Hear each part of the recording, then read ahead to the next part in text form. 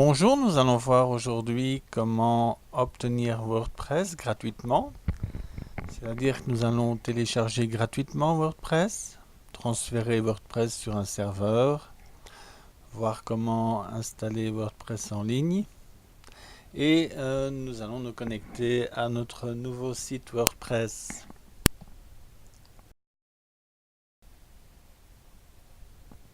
Alors nous nous rendons sur le site wordpress.org.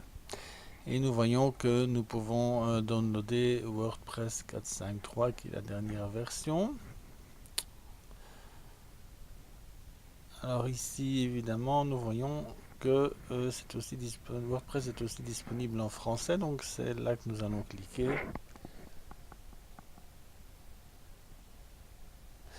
Et nous allons télécharger la version WordPress 4.5.3 qui est la dernière pour l'instant. Évidemment ça évolue je dirais plusieurs fois par an. Alors je vais la mettre sur le bureau.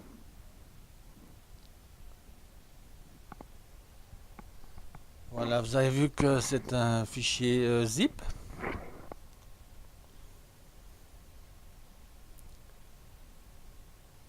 Voilà, donc il est ici. Donc, nous allons commencer par le dézipper.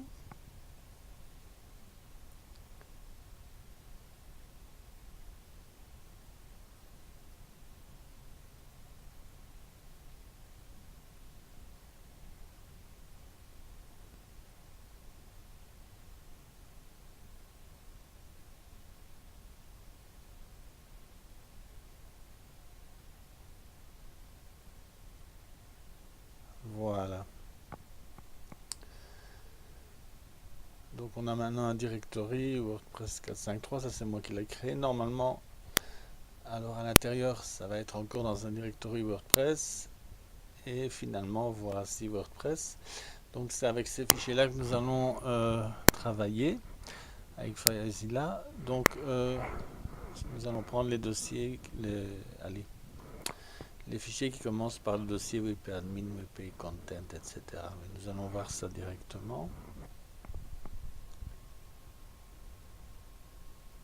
Donc on va se rendre sur FileZilla.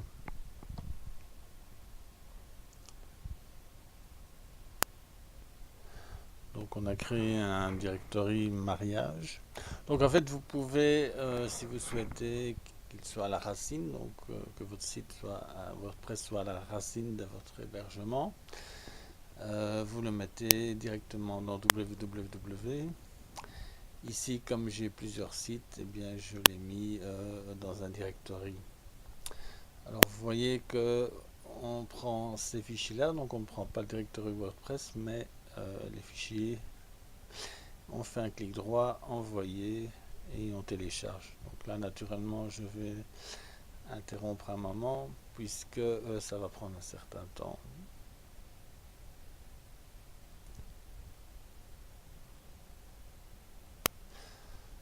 Voilà. Une fois que c'est fait, on va se rendre à l'URL de notre site, auquel j'ajoute donc le directory mariage.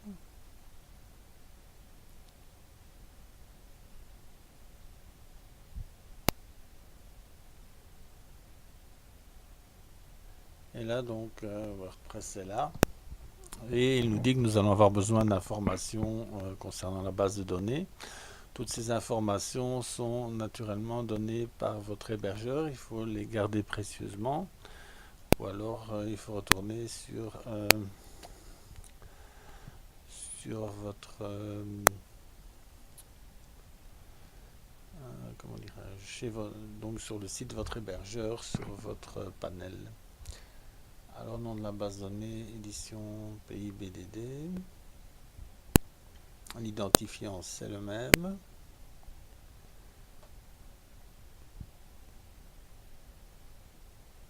Alors, un mot de passe.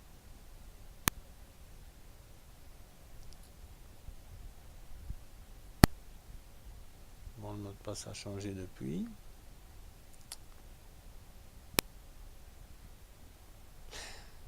Alors, pour l'adresse de la base de données, généralement, on on emploie localhost, mais ici chez OVH, c'est une autre adresse. Donc c'est ça que je vais mettre maintenant.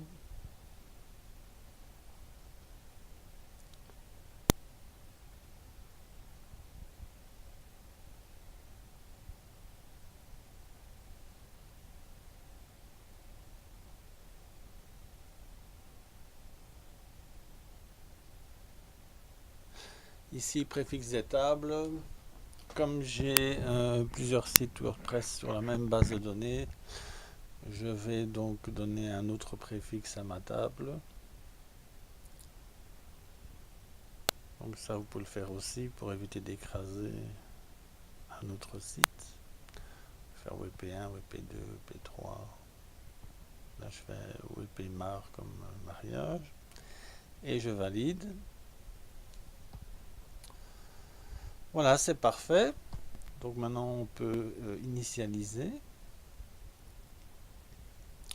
Donc là, c'est assez facile. On va mettre le titre du site. Le titre, là, vous pourrez le changer ultérieurement.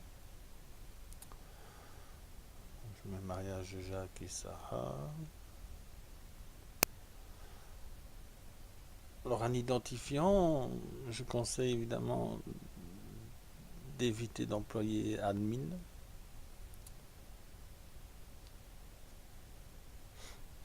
Donc, j'emploie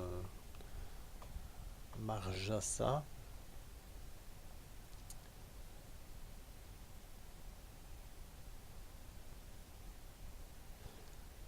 Un mot de passe assez fort.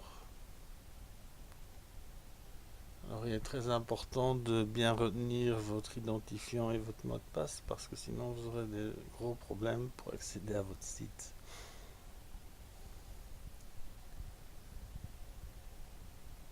Voilà. Et alors l'adresse de messagerie, là aussi il faut donner une adresse correcte parce que vous allez recevoir des informations concernant votre site.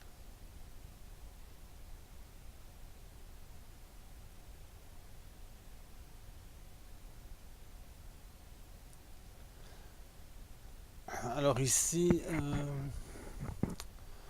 visibilité pour les moteurs de recherche. Donc si vous souhaitez que les moteurs de recherche indexent, il ne faut rien faire. Sinon, il faut cocher pour qu'ils ne l'indexent pas. Bon, comme c'est un site de mariage et que c'est un site de démonstration, ben, je vais demander au moteur de recherche de ne pas l'indexer. Là, je clique sur installer WordPress. Et là, c'est vraiment très rapide. Donc, on peut déjà se connecter.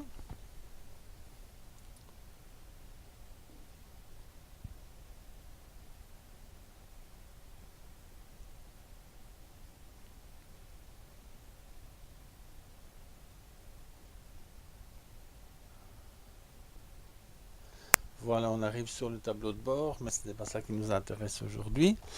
Donc on va aller directement voir notre site et vous voyez que... Bon, d'un côté on est très satisfait que ça a bien fonctionné, de l'autre côté on est un peu naturellement déçu de ce qu'on voit. C'est très loin de l'objectif, il y a encore beaucoup de travail pour arriver à avoir un site convenable et attrayant et c'est ce que nous allons voir dans les prochains tutoriels.